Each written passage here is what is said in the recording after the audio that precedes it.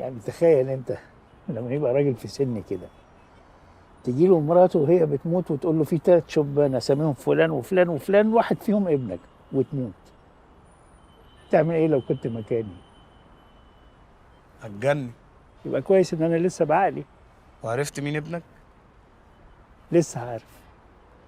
3 دول ابقى انا ومسعد وسعيد، صح؟ اي. يعني انا ابنك؟ انت زي ابني يا حبيبي، زي ابني. زي ابنك. طب ومين امي؟ ست شفيق. كانت مراتك؟ اه طبعا. ما قالتلكش قبل ما تموت ابويا يبقى مين؟ ما لحقتش اسالها يعني بس انا عرفت ان هي كانت متجوزه واحد قبلي ومات فجاه، الظاهر اتلخبطت واحتست، ما بقتش عارفه تعمل ايه يعني، فبعتتك عند كريمه ونصار.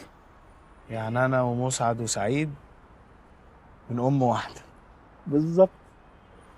ان في السماء والارض يا هوراشيو امور اكثر بكثير مما تحلم به فلسفتك.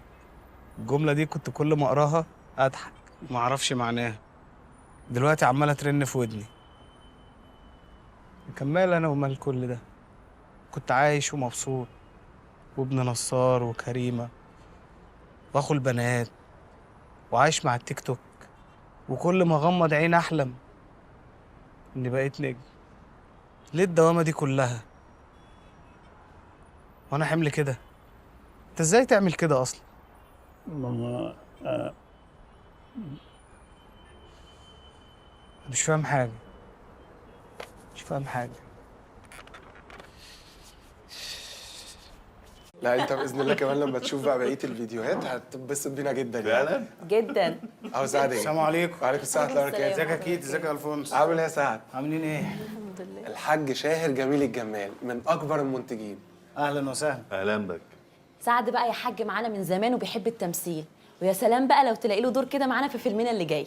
هي الجبانه ناقصه قتله؟ ايه يا عم الملاف السعد، انت بتقول ايه؟ وبعدين انا بوست على ايدك قلت لك شغلني. لا يا اخويا، انا اللي قلت لك تعالى امضي العقد. العقد ده تمضيه مع كيتي والفونس اخرك، انا عقدي ما تقدرش عليه. انت مين انت بروح امك؟ اخرس!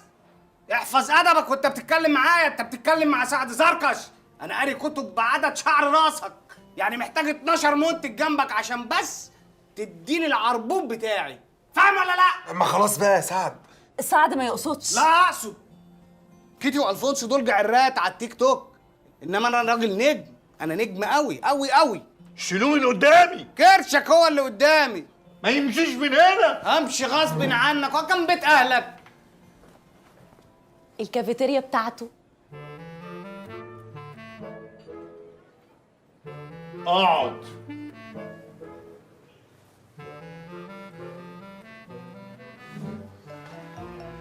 بتشتم؟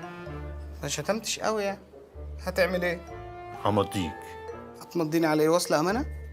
لا دمك خفيف واسمك ظريف، همضيك الفيلم. طب ممكن اشتمك اكتر وتديني اجر اكبر؟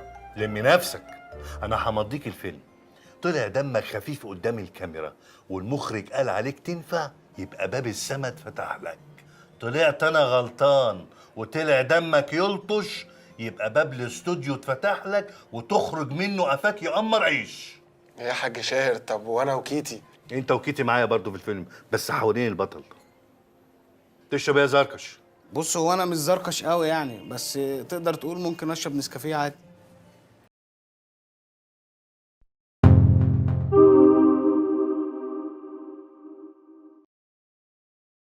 لا انت باذن الله كمان لما تشوف بقى بقيه الفيديوهات هتتبسط بينا جدا يعني. فعلا؟ جدا. اهو سعد ايه؟ السلام عليكم. وعليكم السلام ورحمه الله وبركاته. ازيك يا كيت؟ ازيك يا الفونس؟ عامل ايه يا سعد؟ عاملين ايه؟ الحمد لله. الحاج شاهر جميل الجمال من اكبر المنتجين. اهلا وسهلا. اهلا بك. سعد بقى يا حاج معانا من زمان وبيحب التمثيل، ويا سلام بقى لو تلاقي له دور كده معانا في فيلمنا اللي جاي. هي الجبانه ناقصه قتله؟ ايه يا عم الملاف السعد، انت بتقول ايه؟ وبعدين انا بوست على ايدك قلت لك شغلني. لا يا اخويا، انا اللي قلت لك تعالى امضي العقد. العقد ده تمضيه مع كيتي والفونس اخرك، انا عقدي ما تقدرش عليه. انت مين انت بروح امك؟ اخرس! احفظ ادبك وانت بتتكلم معايا، انت بتتكلم مع سعد زركش. انا قاري كتب بعدد شعر راسك، يعني محتاج 12 منتج جنبك عشان بس تديني العربون بتاعي. فاهم ولا لا؟ اما خلاص بقى يا سعد. سعد ما يقصدش. لا اقصد. كيتي والفونسو دول جعرات على التيك توك، انما انا راجل نجم، انا نجم قوي قوي قوي. شيلوه من قدامي. كرشك هو اللي قدامي. ما يمشيش من هنا. امشي غصب عنك، هو كان بيت اهلك. الكافيتيريا بتاعته. اقعد.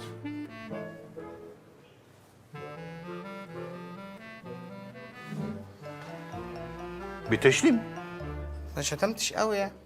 هتعمل ايه؟ همضيك. هتمضيني على ايه؟ وصل امانه؟ لا دمك خفيف واسمك ظريف، همضيك الفيلم. طب ممكن اشتمك اكتر وتديني اجر اكبر؟ لمي نفسك، انا همضيك الفيلم. طلع دمك خفيف قدام الكاميرا والمخرج قال عليك تنفع، يبقى باب السما اتفتح لك. طلعت انا غلطان وطلع دمك يلطش، يبقى باب الاستوديو اتفتح لك وتخرج منه قفاك يقمر عيش. يا حاج شاهر، طب وانا وكيتي؟ انت وكيتي معايا برضو في الفيلم، بس حوالين البطل. تشرب ايه يا زركش؟ بص، هو انا مش زركش قوي يعني، بس تقدر تقول ممكن اشرب نسكافيه عادي.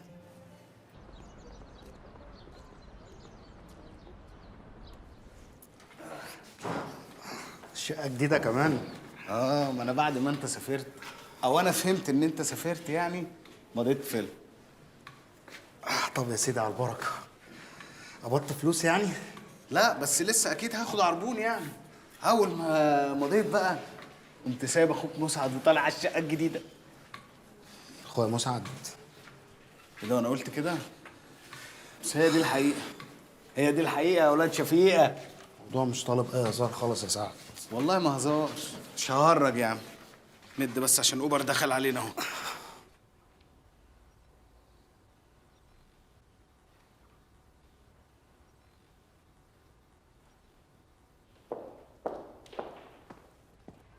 سعد عايز حضرتك بره.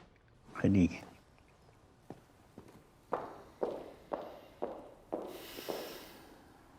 صباح الخير يا نجيب بيه. صباح الخير يا سعد، تعالى يا حبيبي اتفضل، هات طبق ويلا اقعد. ماشي. ازيك يا باشا، عامل ايه؟ الحمد لله كله تمام. الحمد لله. والله احلى فطار الفطار معاك. ميرسي يا حبيبي، اشكرك. انت ما بتاكلش ليه؟ لا انا اكلت، افطر انت.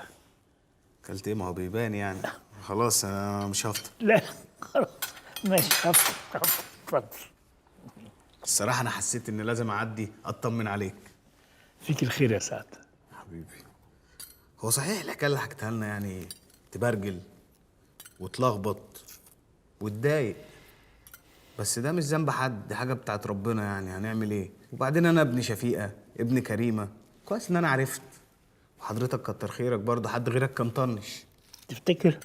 طبعا راجل غني ومرتاح، ما يصاحب اللي يصاحبها، ويخلف ما يخلفش يطنش. وعن انت حد كان هيحاسبك لو طنشت؟ ولا الهوى. بس انت عندك ضمير. متشكر يا سعد. وبعدين هم الاغنياء يعملوا اللي هم عايزينه. يعني عندك مثلا حسين رياض في فيلم صراع في المينا، فضل قاعد لحد اخر الفيلم مش عايز يقول ان هو ابو عمر الشريف، لحد ما جت في اخر الفيلم فردوس محمد قالت له الحق ابنك. هم الباشوات كده يعملوا اللي هم عايزينه، وانت باشا. انت جميل يا سعد. حبيبي. طب والله لا تفطر. حاضر حاضر. بس انا عندي سؤال مهم قوي بقى يا نجيب بيه. ايه هو يا حبيبي؟